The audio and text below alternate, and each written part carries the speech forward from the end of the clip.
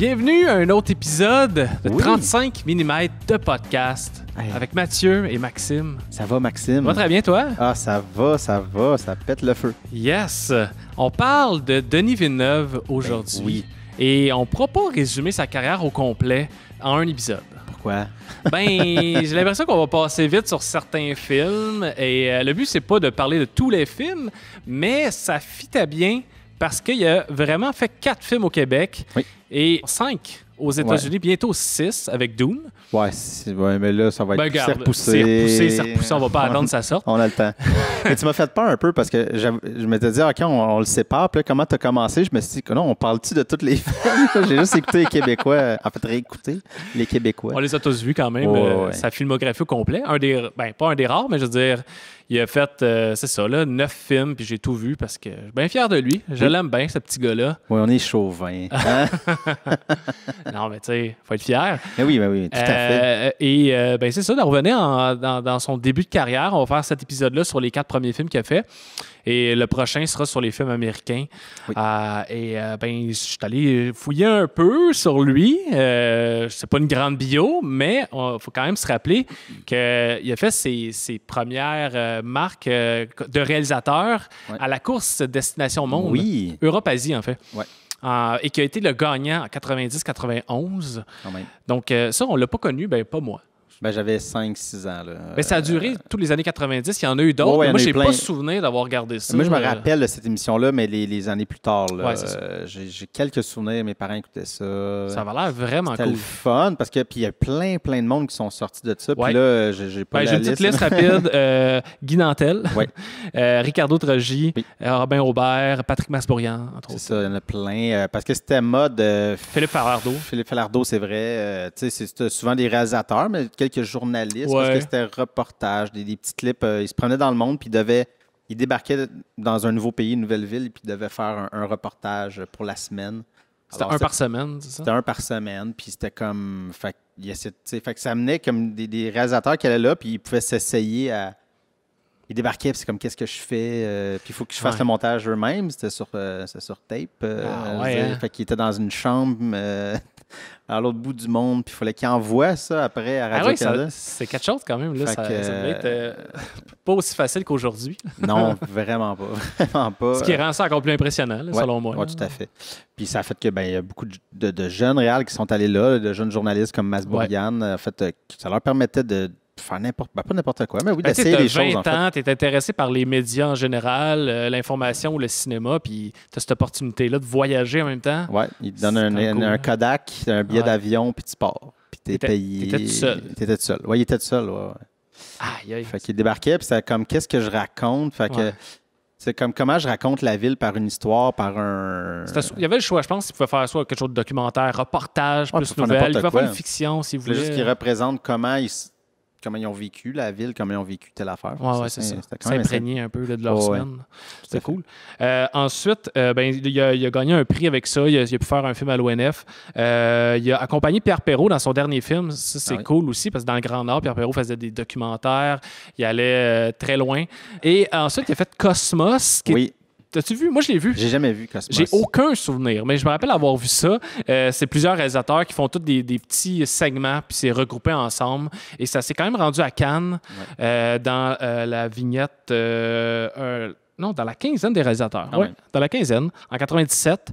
Et puis, bon, c'est ça. Je me rappelle pas si c'était uni par un thème ou est-ce que l'histoire se suivait. C'est vraiment flou dans ma tête, mais je sais qu'il y avait chacun un segment là, de il y avait une dizaine de thème. minutes. Pour avoir vu une entrevue avec Villeneuve, je pense qu'il y a comme... tu sais, chacun voulait faire son truc, sa marque, son affaire, mais ils se sont vraiment mis... ça fait une petite confrérie. Ouais. Parce qu'ils sortaient tous à peu près de l'université. Ils se connaissaient déjà tout un peu par la bande ou certains mieux que d'autres. Ouais.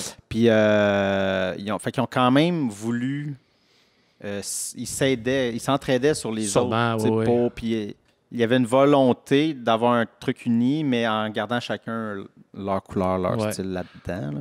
J'ai regardé la liste, puis bon, il y en a qu'on connaît pas. Il y a Manon Brillant qui a fait La turbulence des fluides et quelques autres films. Mais le plus connu, à part Denis Villeneuve, c'est André Turpin. Oui, son bon ami. Donc, collègue par la suite. Je sais pas si c'est là qu'ils se sont rencontrés, mais ils font un méchant bon duo. Mais je me demande même si c'est pas à l'université qu'ils sont connus, peut-être. ces deux-là. Mais là, je dis ça vraiment à travers un chapeau que je ne porte pas présentement. Donc, ça, on est en 96 avec Cosmos et on va vraiment débuter là, son parcours officiellement parce que son premier long métrage, c'est en 98, un 32 août sur Terre avec Pascal Bussière, Alexis Martin. Presque juste eux autres. Là. C'est assez minimaliste. Serge... Serge Thériault. Thériault. Ah ouais, un beau petit rôle de Serge Thériault. Tout petit, mais toujours aussi juste. Je l'aime tellement. Emmanuel Bilodeau aussi. Oui, lui aussi très, très court. Un jeune Emmanuel. Un jeune Emmanuel. Complètement... Et le roux qui était dans plein d'affaires à cette époque-là, qui jouait dans des trucs jeunesse, mais qu'on se rappelle jamais de son nom. Il faisait bien de la pub à l'époque. Bref, c'est pas si important.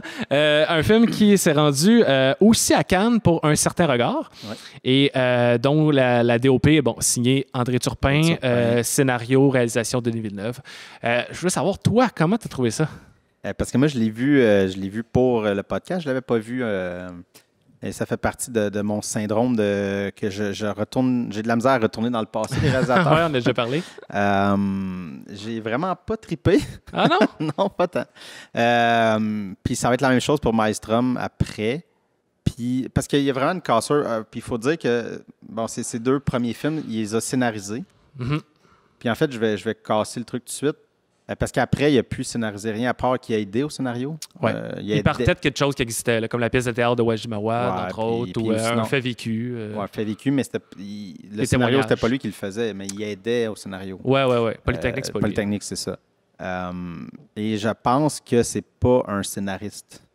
Ce n'est pas un bon scénariste. Il n'y a pas vraiment... Non, c'est définitivement pas sa force. Non. Puis on reviendra sur Maelstrom. J'ai vraiment... Ouais. Mais on va parler plus d'un 32 août là, pour l'instant. 32 août, moi, c'est un de mes films préférés québécois.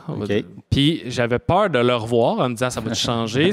Puis je trouve que ça a quand même bien vieilli. C'est sûr, j'avais accès à une version, puis là, ça va être un autre débat. Là. J'avais accès à une version louée sur iTunes qui est, je sais pas si elle a été remasterisée, mais était de belle qualité, contrairement à Maelstrom, où pour le voir, Mathieu et moi, on est obligés de regarder sur YouTube dans une version en 480. Oui. Et c'est la seule façon de voir ce film-là, sauf si tu l'as déjà en DVD ou en cassette chez vous. Oui. Donc, c'est vraiment triste là, que des films québécois qui datent d'il y a 20 ans, on ne puisse pas les regarder, tout simplement. C'est niaiseux. C'est terrible. Donc, ça a peut-être un peu joué sur mon appréciation aussi de voir un film d'une mauvaise qualité. T'as l'impression que ça a mal vieilli. Et là, je veux rester dans un 32 août, mais je trouvais que ça avait bien sorti. Sûrement que ça a été remasterisé, en fait. Et, c'est ça, moi. Mais racontons un peu le synopsis, peut-être pour les gens qui l'ont pas vu. Oui. C'est le personnage de Pascal Bussière qui... Le synopsis, c'est le scénario. Il se passe rien d'autre. Oui, il se passe rien d'autre, définitivement. Donc, non, il n'y a pas de punch non plus dans ce film-là. Vraiment pas de punch. Donc, c'est Pascal Bussière qui a un accident et qui sort indemne de cet accident de voiture-là et qui revoir son meilleur ami, lui parle d'une conversation qu'ils ont eue il y a quelques années en disant quand on va arriver à 30 ans, si les deux, on n'a pas d'enfant, on va en faire un ensemble. On ne sera pas en couple, on ne devient pas amoureux, mais on va faire un enfant ensemble. Lui, il est comme déjà dans une relation qui est naissante, puis tu vois que c'est pas super sérieux. Et dit oui, seulement si on va faire ça, on conçoit l'enfant dans un désert en se disant, je vais esquiver un peu, je vais rendre ça un peu plus impossible, plus difficile. Elle va dire non, ça va s'arrêter là. Mais elle est vraiment déterminée. Check le désert le plus proche, Salt Lake City. On s'en va là demain matin, on prend l'avion, on s'en va faire un enfant dans le désert. En gros, c'est ça. C'est ça. Ça tient sur quelques lignes. Oui. Mais moi, j'aimais la simplicité dans le film parce que je trouve que c'est super fluide. C'est simple. C'est vraiment simple. Ça repose beaucoup sur les acteurs qui font un travail incroyable. Sont incroyables. Puis j'ai eu l'air peut-être de descendre machiavéliquement tout ça. Mais non, les acteurs sont bons. Denis Villeneuve, il est bon parce qu'il a gardé quand même mon attention avec quelque chose qui est très mince. Qui est très mince. Mais, mais encore là, il y a le recul de le voir vraiment après tout tous ses autres films. Ben oui. Puis là, tu fais ça. comme... OK, mais j'ai pas... Tu sais, c'est ça, il manque la petite étincelle qu'il a retrouvée par après. Là. Mais c'est un bon réal. Il sait comment cadrer. Il sait comment... puis surtout, là, on arrive dans le désert à Salt Lake City. C'est blanc, C'est blanc, et bleu. à perte de vue. Le ciel, blanc.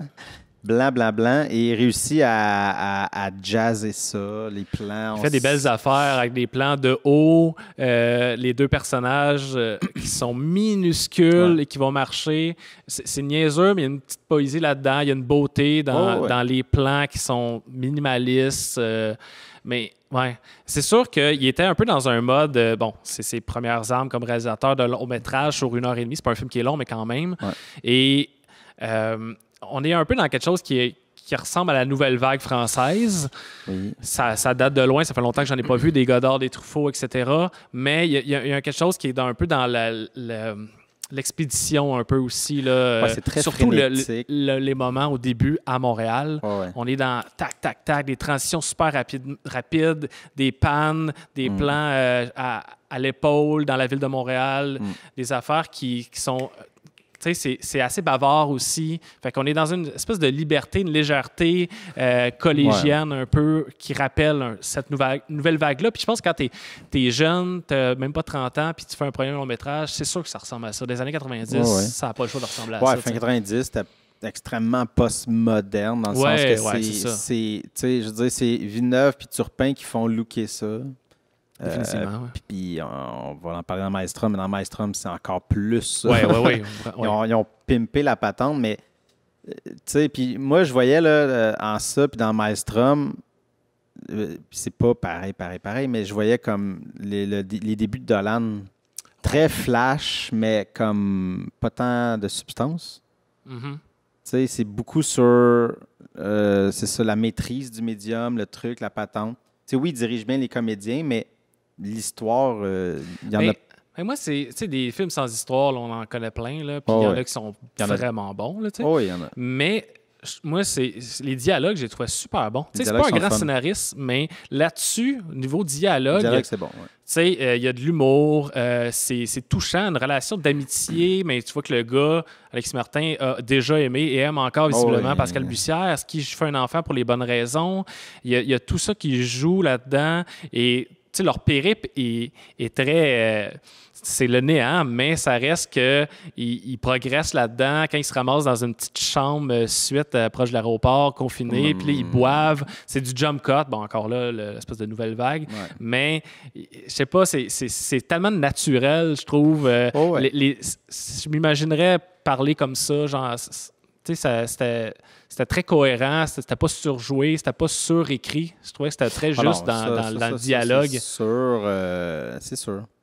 C'est que tu vois les débuts, tu vois un peu... Mais tu vois, c'est parce que Villeneuve, ce qui est devenu, c'est vraiment ça que j'adore. Qui n'était pas tant là. On dirait que c'est un autre réalisateur. Oui, tout à fait. Il a tellement évolué, il est allé ailleurs complètement. Là. Mais... fait que les raisons que je l'aime vraiment beaucoup pour à l'après, je ne retrouvais pas tant là. Mais tu vois vraiment le gars qui est en train d'explorer, qui est de son époque. Ouais. Mais je pense que, tu sais, puis pour voir là après qu'il a arrêté de scénariser, il y a une raison aussi. Je pense qu'il ne se sentait pas tant... Non, sûrement qu'il n'était pas à sa place. Là. Puis il était très déçu de ses premiers films, là, lui-même. Là. Ouais. Puis si on prend en reparler dû au fait qu'il a pris une grande pause. Là. Ouais, c'est ça. Il n'était pas très satisfait. Ça a eu un certain accueuil, ce film-là. Oui, puis... quand même, mais il faut se rendre à Cannes, à 15 ouais, ans. Non, c'est ça.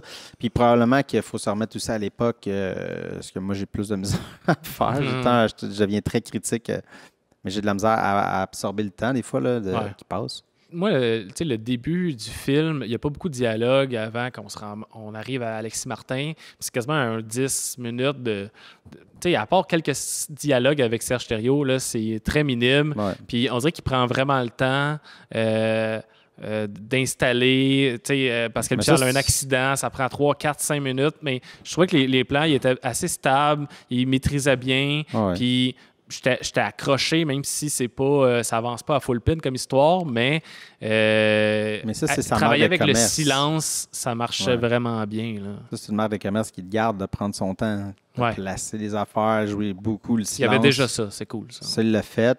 Mais tu sais, reste que la scène d'intro, l'accident, tu sais, c'était vraiment le fun. Puis qui termine sur une espèce de gag. T'sais, au niveau de la mise en scène, je parle, parce que tu sais, elle est comme perdue dans les champs de canoë, puis après ça, elle se rend compte qu'elle était juste à côté de la route, mais tu fais comme. Ouais. Je comprends aussi qu'elle sort, elle est complètement sonnée. Ça, je comprends, mais tu sais, il y avait comme. Ça finissait pour faire que c'est un gag, elle était comme là, mais en même temps.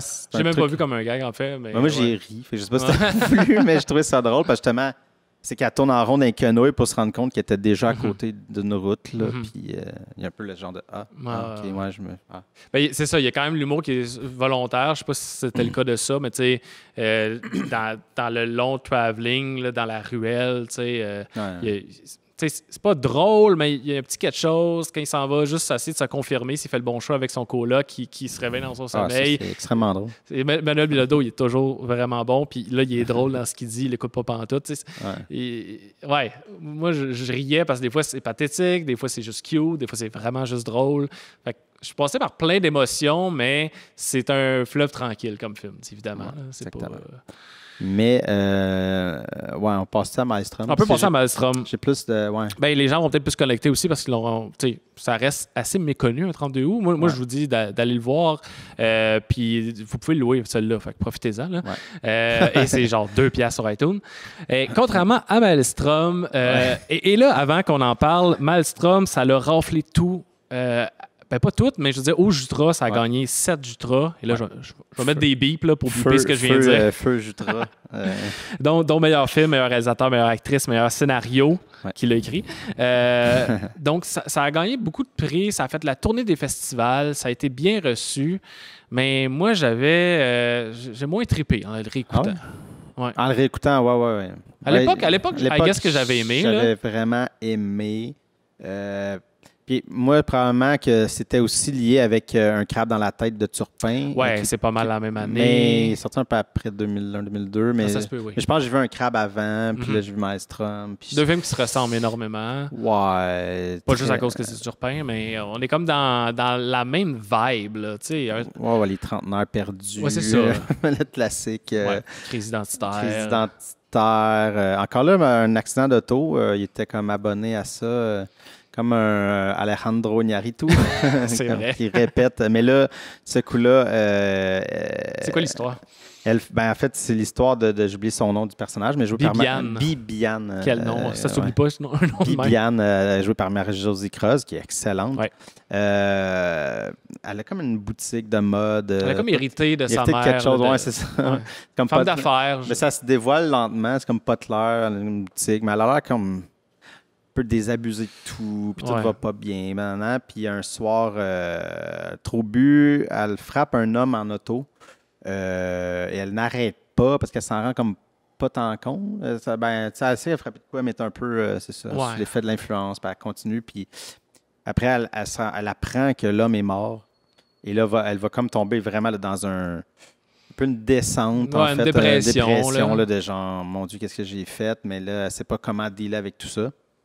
Et jusqu'à temps qu'elle rencontre le beau Jean-Nicolas Véraud. Oui, ben même avant ça, elle a comme une deuxième chance dans la vie qui se pointe à elle, puis elle dit, bon, on va saisir cette chance-là. Puis moi, ce qui m'a... le poisson, peux-tu en parler?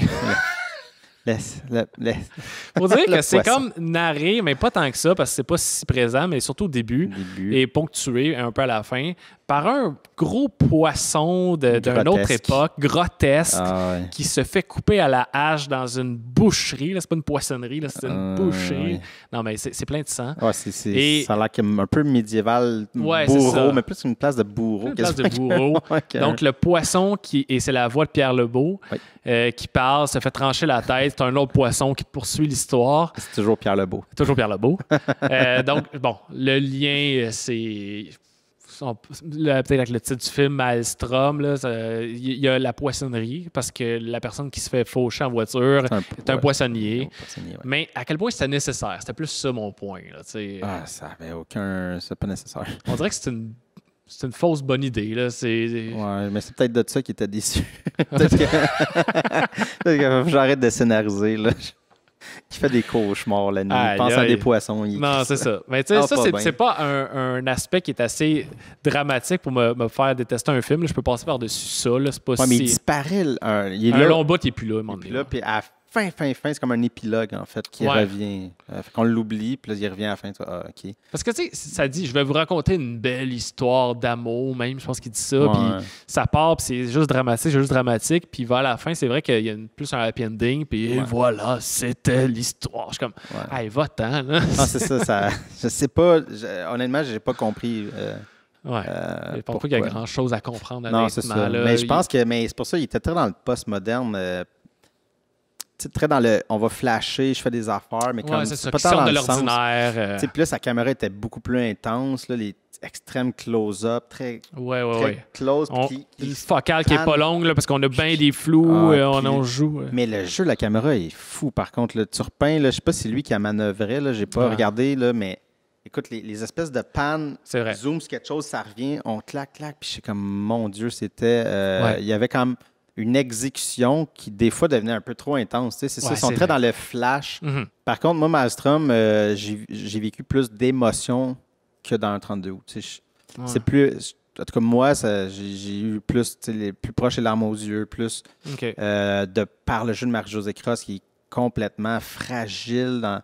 Puis en même temps, elle a tué un homme en auto. Fait que t'es comme un peu... c'est pas léger. Là, mais tu sens que ça est complètement brisé. Il y a quelque chose de... Oui, elle ne va pas se livrer. C'est un personnage plus antipathique. Là, pas... Moi, il n'y a pas beaucoup de choses qui m'ont donné le goût de l'aimer. Parce que elle est super bête avec la fille qui l'interviewe. Elle est très aride et sec. Puis, c'est ça. Elle est plus larmoyante. Elle est plus en train de... elle est en dépression, là, je comprends, mais j'ai eu de la misère à m'attacher à ce personnage. Très bonne actrice, bonne interprétation, mais j'étais comme... juste de la voir se morfondre dans son lit à plusieurs reprises, on dirait que j'étais comme... Mais c'est ça, Je comprenais pas ses choix non plus, tu sais. Non, c'est ça. Elle veut slash se suicider ou pitcher son char à l'eau. Qu'est-ce que tu fais? Pas clair. Je comprenais pas... Même le Jean-Nicolas Véro, c'est pas clair. Les revirements sont rapides. C'est vrai. On prend des shortcuts. Et c'est là que je te dis que scénario, je trouve ça drôle qu'il a gagné parce que c'est comme... C'est pas fin. C'était un scénario qui est encore là mince, mais qui était juste au service de twister. C'était comme mettre une technique en avant-plan. Ouais, peut-être. Puis lui, quand il écrivait, c'était juste en mode clac, clac, clac, là, on va faire ça. Mais pas au service des personnages ou de l'histoire. Il y a comme la chute, le punch, whatever. Tout ça sert juste à ce moment-là. Ouais. Mais le reste sert à rien d'autre. Puis tu comprends pas pourquoi Jean-Nicolas Véro, à un moment donné, il est amoureux, soudainement. Là. Ouais, il est amoureux, ça va vite. Puis ce bout-là déboule vite. Là, c'est dans le dernier 30 minutes. Ouais, moi, là, j'aurais pris bien plus du dernier 30 minutes. Je l'aurais étiré sur le film. C'était ça, le film. Moi, dans ma tête, Jean-Luc Véro, il est comme la co-star, il est là tout le... Non, crime, il arrive après 1 heure du film. Je suis comme... Ouais, puis c'est comme 1h20, 1h25. C'est ça, c'est pas un long film. Fait qu'il est là dans les derniers 30 minutes. Alors que là, ça m'intéressait, l'espèce de dilemme de... lui qui est amoureux de la fille qui a tué son père. En gros, c'est ça. J'étais comme, ça, c'est intéressant. Cette ligne-là, il y a de quoi de fun, mais on n'a pas... ça déboule bien trop vite. Exploité assez. Ça déboule trop vite pour qu'on accepte aussi, genre que... Parce que là, quand lui comprend, il est comme fâché, mais... correct. Ça se passe en 3 scènes. Il la rencontre, il est teasé un peu, il est amoureux d'elle, ils font l'amour, il apprend que c'est Sally qui a fauché son père en char, puis après ça, il est en train de se demander je fais-tu la bonne affaire, je suis amoureux de la fille qui a tué mon père. Aïe, ça se passe en 3 minutes. Ouais, ça va beaucoup trop vite. Mais par contre, le plan, puis c'est vraiment le jeu des acteurs, puis Villeneuve, on lui donne, je pense, peut-être pas assez de crédit au niveau de la direction d'acteur. On en donne, mais tu sais, c'est dans tous ces films, il y a comme Mais la scène, quand il dit à l'oreille, puis on n'entend pas, quand il dit que c'est elle, là, mais le plan, le jeu, l'émotion là, des deux, là, Seigneur, ce plan-là est magique. Là, ça frappe quand même une émotion. C'est pour ça que je te dis, il y a quand même il y a des émotions, mais après c'est parce que tu ne comprends pas la suite de leur comportement. T'sais. Fait qu'il est un peu au service tout le temps comme OK, ce plan-là, quand il dit, là, OK, clac. Ça s'emboîte pas. Mais là. après, le reste, tu fais OK, t'as pas pensé à. Ah non, mais là, c'est pas grave. Là, il va y avoir le plan au bateau, là, ça va être malade. Ouais, c'est ça. Il y a ces moments clés, puis c'est les jonctions, là, ça marche plus ou moins, ouais, effectivement. Mais tu sais, c'est arrivé vite, dans le sens que c'est 2 ans après. C'est quand même rapide mais pour le Québec. Là, quand on regarde aujourd'hui la difficulté de se faire financer, puis les films sont éloignés de chaque réal. C'est pas pour rien que Villeneuve, Falardeau, puis Vallée s'en vont ailleurs, parce que c'est trop long, mais tu fais c'est 2 ans après, fait qu'il a quand même été rapidement, tu le sens qu'il y a comme quelque chose de très viscéral, là, qui est comme pitché. C'est peut-être pour ça qu'il est peut-être pas tant... parce que si on voit après toute la minutie qu'il met, là, tu fais OK, non, là, je pense qu'il n'a pas aimé le côté trop brouillon, trop lancé, en fait, de tout ça, je pense. En fait, il y a eu 9 ans entre son 2e et son 3e film. Long métrage, il a quand même fait Next Floor entre les deux, qui est un court-métrage que j'ai pas eu revu, mais j'avais bien aimé ça quand je l'avais vu à l'époque. C'est 6 minutes, là, puis c'est esthétiquement vraiment réussi. Et il a fait beaucoup de pubs, en fait. C'est ça. Fait que là, quand il est arrivé avec Polytechnique, là, il y a une maîtrise complètement différente. Là, là, on est ailleurs. On est ailleurs. On est ailleurs. Le Polytechnique, on rentrons là-dedans. Qui a été controversé aussi comme film, là.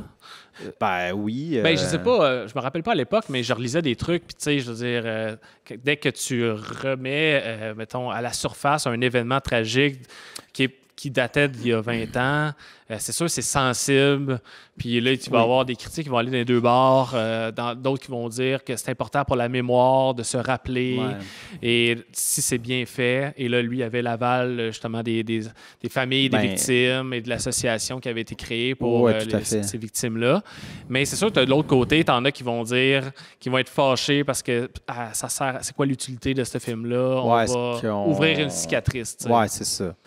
Écoute, c'est un débat qui est valable, mais le film est un grand succès, une grande réussite, je trouve. Mais il faut dire aussi, c'est Karine Vanasse qui a entamé ce truc-là. Avec Rémiard. Rémiard qui était son chum à l'époque, mais elle faisait ses débuts en tant que productrice, mais elle était déjà impliquée depuis une couple d'années avec les survivantes, en fait, pour la mémoire des femmes tuées à Polytechnique. Et puis, c'est de là, c'est elle, à un moment donné, probablement qu'elle a rencontré souvent les survivantes ou les familles des femmes décédées, puis que là, à un moment donné, c'est elle qui a fait « on va le mettre en image ». Fait qu'elle est vraiment partie de, tu sais, elle était proche de ce monde-là. Fait que c'est pour ça qu'il y avait quand même l'aval, puis tu sais, il y avait quelque chose... je pense pas qu'il serait allé de l'avant. Ben, c'est ça. Il était peut-être pas prêt à faire un retour au cinéma, mais ce projet-là est arrivé, puis ça l'a motivé. Il a fait OK, go. Parce on dirait quasiment qu'il avait pris sa retraite du cinéma. Tu sais. On dirait dans sa tête qu'il allait être un réal de pub ou un réal de d'autres choses. Mais j'avais déjà vu un petit bout d'entrevue qui parlait justement du fait. Et je pense qu'il aimait vraiment pas ça scénariser. Mais tu sais, à l'université, puis même nous, quand on était au cégep, l'emphase était beaucoup sur le cinéma d'auteur. Ouais. On arrivait, fin 90, début 2000, cinéma d'auteur, il faut que le réalisateur il écrive ses affaires, sinon, c'est ça. Mais, je veux dire, Villeneuve, puis là, la preuve en est faite depuis, mais comme, c'est un incroyable réalisateur. Vraiment. Il peut juste... mais il est pas... C'est pas lui qui va avoir l'idée de ces films, mais c'est pas grave. Non, c'est un gars qui a une vision. Une méchante vision. Il sait comment raconter l'histoire. Exactement. Mais c'est juste qu'il faut de la créer, c'est une autre affaire. C'est une autre job. C'est une autre job, Fait que, oui, on célèbre le cinéma d'auteur parce que c'est souvent une vision qui tu dis, plus originale. Elle n'est pas filtrée parce que on l'a fait un peu quand on parlait de Kaufman, qu'il a commencé. C'est déjà que ces films étaient originaux, mais là, quand c'est lui qui réalise, c'est comme... C'est moi qui me pitch et qui n'a pas de filtre à toutes les étapes. Moins formaté. Hein. Moins formaté, mais ça ne change rien. Je veux dire, si tu as une bonne histoire, tu as quelqu'un qui est fort pour écrire, qui a une méchante bonne histoire, puis tu donnes un gars comme Villeneuve que lui va prendre ça et qui va l'élever. Ouais. Fait que là, arrive ça, un peu sur un plateau d'argent, de comme, on a ce truc-là, puis je sais pas comment ils sont allés le chercher, comment ils ont fait comme veux-tu retourner au cinéma, mais écoute, Moi, ça m'a fait capoter. Je me rappelle avoir vu au cinéma l'espèce de... Tu sais, c'est solennel. Tu sais, parce que c'est ça, c'est le débat de est-ce qu'on... On glorifie Ouais. Puis la violence. C'est ça. Puis de le remontrer. Mais je pense qu'il y a vraiment... Tout est comme tellement fait avec sobriété, avec un côté solennel que... Ouais. Mais on accepte tout ça, tu sais. Ben, il a d'abord choisi le noir et blanc. Oui. Le tueur n'est pas nommé. L'emphase est sur d'autres personnages. Il n'est comme pas le personnage principal, Maxime Godette, là-dedans. C'était ça la volonté. C'est un film choral aussi, là, pas aussi développé, mais tu sais, on suit, mettons... C'est un triptyque, ouais, c'est ça. T'as le tueur, t'as l'étudiant Un étudiant homme. Et après ça, ben, Karine c'est comme Vanasse. Karine Vanasse et les femmes. Les femmes, ouais, autour d'elle, exactement. mais c'est sûr, Fait que tu vois de leur point de vue, on vient un peu, tu sais, le scénario est... Le récit est segmenté un peu. Là. Ouais. On revient en arrière pour montrer une autre perspective qui était très à la mode à ce moment-là. Là. Et qui avait un peu fait aussi avec Maelstrom. Ouais, ouais. On vient des fois sur... la scène du restaurant. La scène du restaurant, on la voit 2 fois parce que ça permet d'amener ailleurs. C'est ça. Donc, c'est ça qu'il a voulu faire. Puis moi, j'ai aimé ça, ce film-là. C'est pas un coup de cœur, mais il a essayé de rendre ça plus... un peu poétique, là, de par les images. Puis je lisais sur une entrevue qui datait quand c'est sorti. Puis il disait, le noir et blanc, ben oui, il y a plusieurs raisons, mais c'est aussi parce qu'on filme dans les architectures les plus laides qui a jamais existé. Fait que d'essayer de contrer un peu ce béton-là, puis rendre ça, plus neutre, plus symétrique, d'essayer d'aller chercher des cadrages plus intéressants que les vrais lieux dans lesquels sont filmés. Et ça a été critiqué beaucoup, mais moi, je trouve que c'est une force du film. Oui, c'est une force. Puis ça enlève aussi le sang, en fait. Oui, c'est ça. Le sang devient noir au lieu d'être rouge. Mais tu sais, je veux dire, au lieu de... Ça devient plus noir, ça devient comme... Puis là, on est moins dans le spectacle. Tu sais, oui, il y a du sang, il y a des balles tirées, mais c'est pas dans l'espèce... Tu sais, c'est déjà assez chargé émotionnellement. Fait que le fait qu'on voit pas le rouge, ça nous agresse moins. Fait qu'on est plus dans le... Tu sais, l'image essaie de calmer le truc. Là. Un peu, je pense, le noir et blanc vient comme un peu calmer l'intensité. Mais là, Villeneuve s'est vraiment imposé là comme un gars qui sait comment garder un suspense. Il sait comment te happer dès le départ. La première scène, super silencieuse, on est sur le bord des photocopies, paf, un coup de gun, 2 personnes sont atteintes, le titre du film. Le titre du film, on repart. Ouais. Parce qu'on la connaît, l'histoire. Il n'y aura pas de punch qui vont « Oh mon Dieu », tu sais. Non, c'est ça, mais c'est comment... Il donne tout de suite ça pour après repartir du début, puis... oui, c'est ça, parce qu'après, sinon, c'est parce qu'on... Tu sais, puis après ça, c'est aussi... Tu sais, ça a été fait avec Éléphant de Gus Van Sant. 6 ans avant. 6 ans avant. Fait que c'est sûr que c'était dans sa tête de... Il a dit même, il faut que j'essaie de ne pas y penser à ce film-là parce que je l'ai adoré, je l'ai aimé. Puis quand je l'ai vu, je savais pas que j'allais faire Polytechnique, tu sais, dans le sens que ça fait partie de ce que je connais, de mes connaissances. Faut que j'essaie de ne pas y penser. Mais en même temps, c'est la même histoire, on s'entend, là, avec le féminisme en moins aussi, là. C'est pas une vendetta contre les femmes dans Éléphant, mais ça reste que c'est à l'école, dans des corridors, dans des lieux qui se ressemblent, un étudiant renfermé qui passe à l'acte. Donc, il n'y a pas 100 000 façons de filmer. Là, Éléphant, c'est plus. Il va vraiment attendre à la toute fin avant de sortir les premiers coups de feu parce que c'est vraiment. Là, c'est un vrai film choral, là, 100%. On voit des intertitres, on voit des personnages marcher, vivre leur vie sans rien particulier jusqu'à temps que le tueur rentre dans l'école à la toute fin, dans les 20 dernières minutes du film. Mais là, c'était en fait dans Polytechnique, c'était beaucoup parce que ça part un peu avec. On a comme rapidement le manifeste. En guillemets, la lettre. La lettre de suicide. La vraie lettre en passant aussi. Là. Fait que ça charge contre les féministes, puis que c'est le problème de tout, puis blablabla. Pour après ça, suivre Karine Vanasse, puis se rendre compte que, c'est ça, elle veut avoir un stage, puis il faut comme, mais là, tu vas avoir des enfants. C'est ça. Ce que les femmes avaient comme barrière pour avoir une carrière, pour être à la même place que les hommes, en fait. C'est ça. Et qui, c'est toujours problématique, mais encore plus à l'époque, dans ce milieu-là, d'un milieu d'hommes, l'ingénierie. Ouais. Puis qu'après ça, non seulement ça, il faut qu'il y ait peur. de se faire tirer, puis plein d'autres choses. Là, on le voit après les vagues MeToo, mais tu sais, c'est ça, c'est que tu sens comme, OK, les féministes, là, blablabla, ils veulent enlever les droits aux hommes, mais tu t'en vas y tirer, mais comme toi, tu n'as jamais eu de peur de te faire tirer, tu sais, en tant qu'homme. Fait puis en même temps, à cette époque-là aussi, je veux dire, c'était comme, c'était impensable. Puis même, tu sais, qu'un événement de même arrive. Puis même à Québec, on a eu Dawson, mais tu sais, on n'a pas tant que ça au Québec. Mais Non. même, j'ai aimé la réaction quand. Puis là, j'ai vraiment un blanc de l'acteur là, qui joue l'étudiant homme, mais quand il sort d'Atlas, puis il court en bas pour aller voir. Sébastien Huberdeau, puis il va voir l'agent de sécurité, puis il fait appelle la police, il y a un tireur. Il prend pas ça au sérieux. Voyons, toi. Puis c'est normal, on dirait qu'à partir de là, tu regardes, tu fais comme, ben oui, c'est rendu aux States. Parce que c'est pas que c'était un film américain ou c'est un film québécois, mais c'est juste que tu fais, c'est un thriller, il garde le suspense, puis tu fais comme. C'est pas le genre de film qu'on fait ici. Il y a le genre de trame.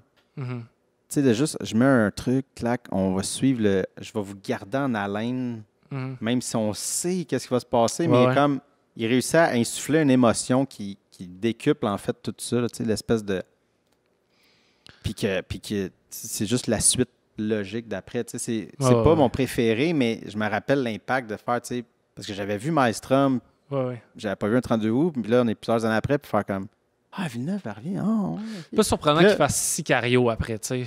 Mettons, ça, entre autres. C'est ça, entre autres. Peut-être le plus proche là, qu'on peut rapporter avec un autre de ces films américains, mais on a parlé de l'image, mais aussi le son. Tu sais, on dirait qu'il n'y a pas beaucoup de son dans le film. Il y a un peu de musique, mais il n'a pas pu l'éviter. Là, mais c'est vraiment plus calme que ces autres films d'avant.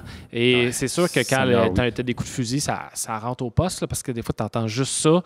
Fait que même si tu as un agora plein d'étudiants ou une cafétéria, tu n'entends pas le brouhaha. Il a vraiment baissé ça pour épurer un peu tout ça. Puis, c'est ça. Il a essayé, je pense, de le rendre un peu universel aussi. Oui, ça parle de notre histoire au Québec, ce qu'on a vécu, mais étant donné que ça se passe dans le monde, ces événements-là, puis il y a une explication, tu as la lettre, mais sinon, c'est assez universel maintenant, malheureusement. Là. Je pense que ça a été un peu ça le but aussi, que ça voyage un peu comme film. Il l'a enregistré en anglais et en français. Ah oui, c'est en fait, vrai, ça a été tourné dans les deux langues en simultané. J'avais oublié. Qui a été une critique aussi, encore une fois. Et puis quand je parle de critique, entre autres, je ne sais pas si toi tu sais c'est qui, mais André Habib, qui est un professeur de l'Université de Montréal. Le nom dit quoi? Moi, je me rappelle à l'époque qu'il avait écrit une longue lettre dans Hors Champ, qui est un journal web là, de cinéma, j'imagine. En tout cas, il a écrit une longue lettre, là, puis lui, il a détesté, OK? Puis il est vraiment virulent, là, tu sais. Et je l'ai relu au complet cet après-midi. Puis il a peut-être raison sur certaines affaires, mais il est d'une extrême mauvaise foi, comme ça n'a pas de bon sens. Et il est tellement hautain que c'est dur à lire, là, dans le sens où lui, son principal, ce qu'il reproche, il y a beaucoup de choses. Il dit... Il a l'air de détester Denis Villeneuve dès le début. Là. Il dit il le décrit comme has-been à cette époque-là. Il dit, c'est un has-been qui revient au cinéma. Tu sais. C'est vrai ça, qui m'en reparle aujourd'hui. Mais donc, c'est ça. Il déteste les Rémillard. Tu sais, il déteste tout. Fait que c'est comme... Il n'aurait pas pu aimer le film. Et lui, son point, c'est qu'il a peur. Il disait que ce film-là va remplacer l'histoire. La vraie histoire. Donc, on oublie les victimes. Maintenant, les victimes, c'est Karine Vanasse. C'est quand on va parler de l'événement dans les années à venir, on va parler mettons, du 30e anniversaire de la Polytechnique, on va montrer les images du film plutôt que les images de TVA ou de Radio-Can à l'époque avec des ambulances qui sortent. Puis, comme je disais, il peut avoir raison par moment parce que c'est vrai que des fois, il parlait comme « il y a des plans qui veulent rien dire, mais des fois, ça n'a pas besoin de toujours vouloir dire quelque chose d'un plan. Oui, il n'y a rien qui est laissé au hasard, tous les détails sont pensés, mais ça reste que des fois, ça peut être juste une beauté. Il parlait d'un travelling, le film finit, puis on voit juste les lumières, mais c'est à inverser. Ou il y a un plan qui est un travelling, le long de la bibliothèque, on voit Huberdeau marcher, mais on est à 90 degrés, puis on pivote, on revient droit. Il dit ça, c'est juste pour show-off. Ça ne veut rien dire.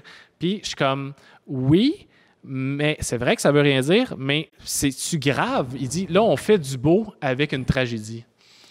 Fait que, je comprenais son point, mais j'étais comme, Non, non. Garde, si tu voulais pas voir une fiction, tu sais, ça reste que c'est une fiction, c'est pas un documentaire, tu sais. Mais non, mais c'est Puis je pense que ça a été fait de manière saine, Ah oui. dans le respect. Fait que, tu sais, rendu là, regarde, va écouter un documentaire, c'est pas Non, content. de toute façon, le film finit avec le In Memoriam. On a tous les noms. On a tous les noms qui prennent le temps, sont proches d'une liste Non, rapidement c'est un passée. à un. Et puis, mais l'affaire de Karen Vanasse, je veux dire, ça enlève rien. Puis en fait, je pense que ça fait plus jaser. Tu sais, c'est le genre de truc, tu sais que t'as pas toutes les clés, t'as pas toutes les affaires. Tu sais, fait que tu vas aller peut-être là-dessus parce que, tu sais, c'était quoi? C'était en 89. 89, 6 C'est décembre. ça, j'avais 89. 4 ans. On s'entend. Fait que, tu sais, Mais tu sais, c'est basé sur des témoignages. Le scénario Ouais, a c'est été ça. appris à partir de ça. Fait Mais que- pourquoi, tu sais, c'est sur Vanasse? Parce que là, elle a survécu Mhm. au truc, puis on la voit après. Puis c'est un peu, OK, on la voit qu'elle va vivre avec les conséquences, elle va vivre avec plein d'affaires, mais c'était pour montrer que la violence ne gagnera pas. Ben oui, c'est ça. Tu sais, c'était pas pour oublier celles qui sont décédées. Mhm. C'est juste, c'est le message du film, c'est juste de faire comme garde. Puis tu sais, ça lettre à la fin. Ouais, tu sais, comme à la mer. Moi, je trouvais que c'était un point fort. Tu sais, c'est comme tu termines avec une ouverture tu sais, d'espoir. Je vais enseigner à ma fille de prendre sa place. Puis si c'est un gars, je vais lui enseigner l'amour. Tu sais. Ouais. Je trouvais ça beau. Puis on prend le point de vue d'un homme aussi, mais c'est pour un peu montrer aussi que, tu sais, oui, ça a atteint les femmes, mais ça a atteint aussi le Québec.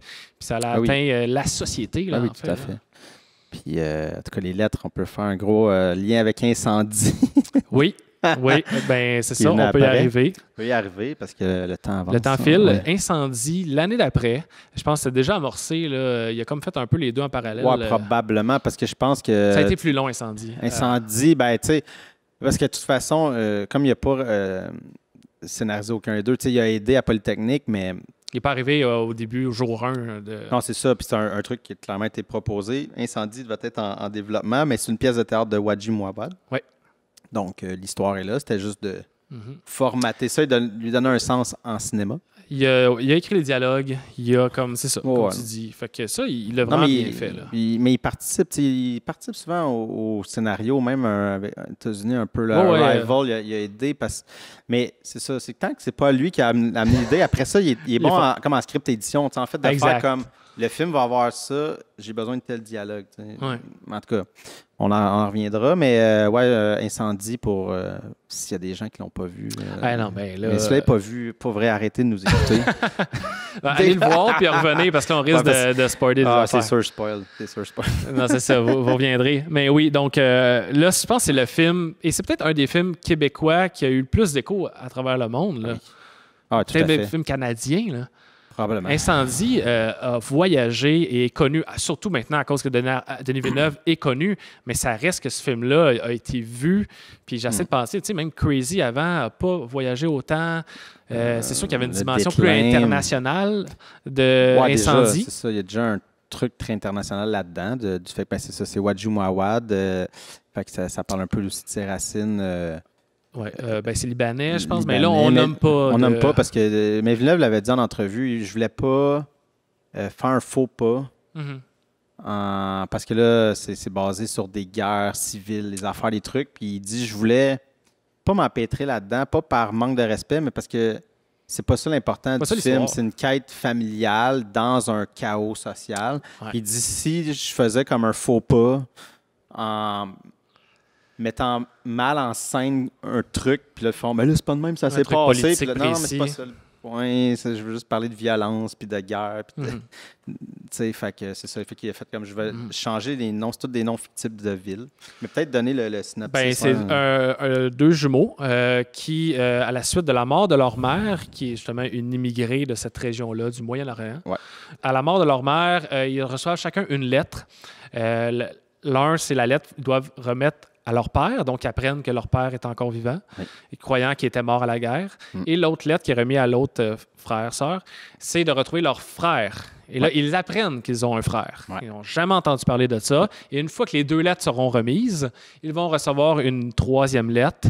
Et là, il y aura un épitaphe qui pourrait être mis, puis il y aura vraiment une... Parce qu'elle refuse, en fait, d'être enterrée avec une pierre tombale. Elle veut être enterrée nue face... Disant qu'elle n'a pas le respect, elle va être face à la terre. Oui, c'est ça, qu'elle vit dans la honte. Dans la honte, exactement. Donc, c'est pour un peu réparer le passé. Donc, on a deux jeunes adultes qui apprennent, qui vont découvrir de plus en plus le passé de leur famille et de leur mère plus précisément, et qui vont devoir se rendre là-bas pour en apprendre plus de fil en aiguille, de conversation à une autre qui mène à une autre. Et donc, on voit en parallèle ce qui s'est passé des années avant et le présent, en quelque sorte. Puis je trouvais que ça fonctionne très bien. C'est super fluide, on passe d'une époque à l'autre, c'est tout le temps clair, ça marche, ça ne jure pas. Par chapitre aussi, il y a des intertitres, il va par personnage ou lieu. Au lieu. Pour faire comme là, c'est là, ça nous aide aussi quand même. Là, ouais, mais ça, c'est peut-être le côté, je ne sais pas si c'était comme ça dans la pièce, mais tu sens comme les actes. Les actes, les scènes, là, c'est l'acte sur un tel lieu ou tel personnage.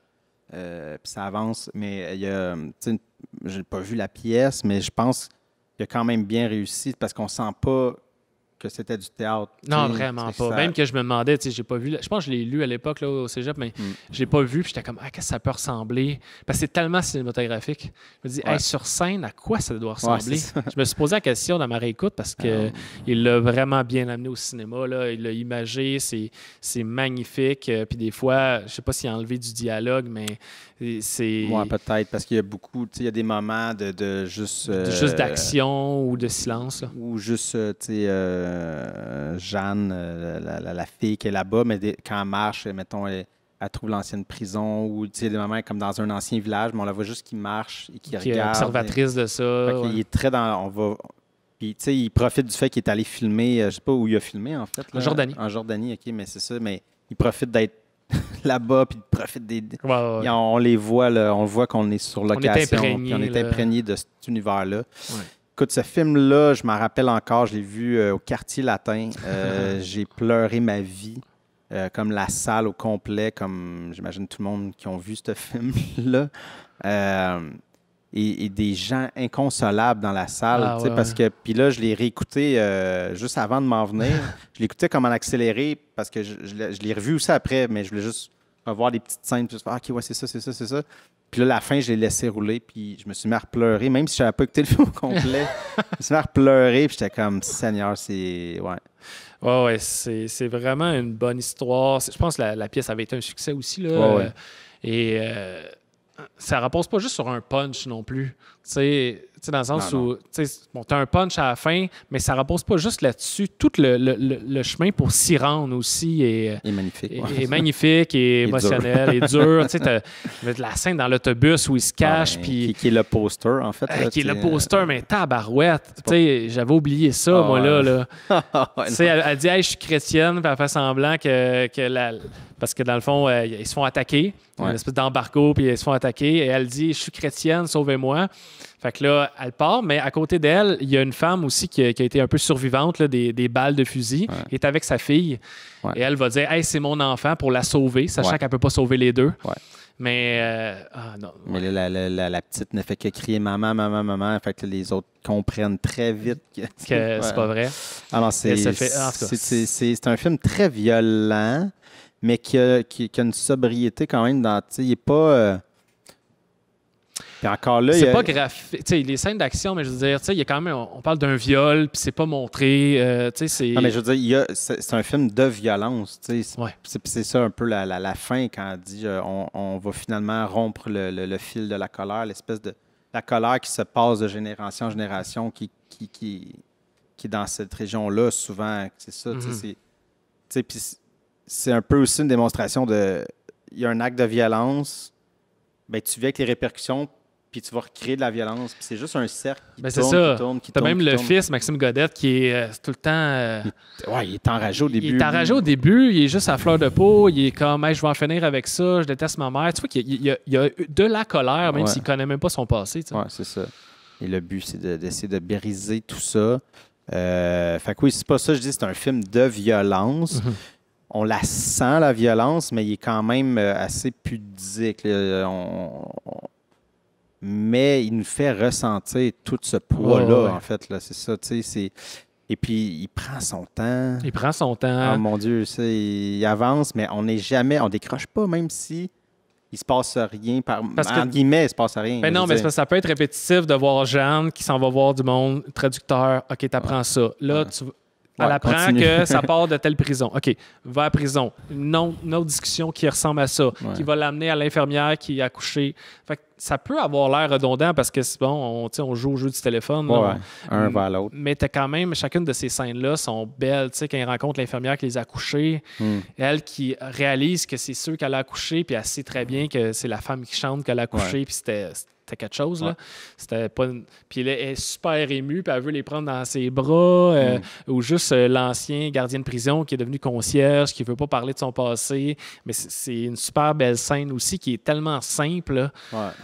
Il y a une simplicité à tout ça. Et puis j'aime que la fin, tu sais, oui, il y a le punch, et puis là, tu pleures, mais il y a comme un épilogue. Tu sais, il y a quelque chose qui se dépose, mais dans tout ça, tu continues, ça fait juste aussi continuer l'émotion qui sort. Puis moi, je me rappelle, écoute, là, le générique part, là, je pleurais, puis je voyais les gens autour, tout le monde pleurait, puis il y avait un couple derrière moi qui sont levés au début, puis la fille était inconsolable. Elle pleurait fort. Il sort, puis là, moi, je suis resté jusqu'à la fin parce que j'étais juste comme, je peux pas me lever. Puis quand je suis sorti, après le générique, il était dans le corridor, puis la fille pleurait encore dans les bras de son chum. J'étais comme, Seigneur, il a frappé quelque chose. Là. Puis là, c'est là que j'ai fait comme, OK, il y a ce que j'avais vu dans Polytechnique, là, on a fait comme, ça a steppé up. Puis là, j'ai fait, ce gars-là, il est parti. Seigneur qui est parti, puis il est parti aux States après. Vraiment, il est parti. Parce que là, écoute, l'attention était sur lui. Les gens le voulaient, là, ben oui. Puis même, j'y tombé par hasard sur YouTube. Tu sais, je tapais incendie, tout ça. Puis j'ai vu une entrevue qu'il avait faite pour le Empire, qui est sur YouTube, dans le temps d'incendie. Probablement quand ça a sorti aux States, je sais pas. Puis il commence à parler, il fait ouais. Puis le gars, il demande est-ce que t'aimerais-tu ça faire des sci-fi? Puis il dit ouais, moi, il dit, ça, c'est mon rêve, je veux faire des sci-fi, mais tu sais, il faut que je trouve des scénarios qui sont intelligents. J'ai dit, Seigneur, il avait tout calé. C'est comme si il l'a lancé dans l'univers, puis tout. Tu sais, je sais pas comment ça s'est passé dans sa pause, puis que là, il revient, puis que c'est comme un engrenage qui va continuer. Tu sais. À vitesse grand V, là. Mais là, je voulais te dire de quoi que j'ai vu, puis là, ça va être un spoil, parce que là, depuis tantôt, on dit, il y a un punch à la fin. Mais oui, vas-y, là. Mais en le réécoutant, j'ai comme vu de quoi, ça m'a allumé une lumière. Parce que, tu sais, au début, ils sont avec Rémi Girard, le notaire, puis là, ils reçoivent les lettres, tout ça, puis elle reçoit une croix, en fait, de sa mère, dans son enveloppe. Mais quand ils sortent dehors, il y a comme un plan dans la rue, parce que c'est là qu'il va dire « Fuck off, ma maman, on l'enterre, puis moi, je m'en sac de ses affaires. » C'est un plan de loin, là. Un plan de loin. Fixe. Mais c'est quoi qu'il y a au milieu? Parce qu'ils sont décalés. Le plan est super large. On voit comme la rue, les deux. On voit les deux. Il y a un camion. Il y a un camion, puis il y a les autos de leur bord, mais dans plein milieu, tu as 3 poteaux de téléphone qui sont placés en croix. C'est 3 croix. OK. Puis là, c'est là que j'ai fait. C'est le Père, le Fils et le Saint-Esprit, la Sainte Trinité. Ben, c'est exactement ça. C'est Dieu qui est le Père, le Fils. Dieu et Jésus. Mais le film, c'est ça. C'est le Père qui est le Fils. Et le Saint-Esprit, c'est tout ce qui va... C'est l'énergie qui va les réunir. J'ai fait comme... C'est clair que c'était ça. Parce que c'est trop random comme endroit, puis c'était trop... On va te le montrer. Parce que c'est cadré vraiment large, puis eux sont titres.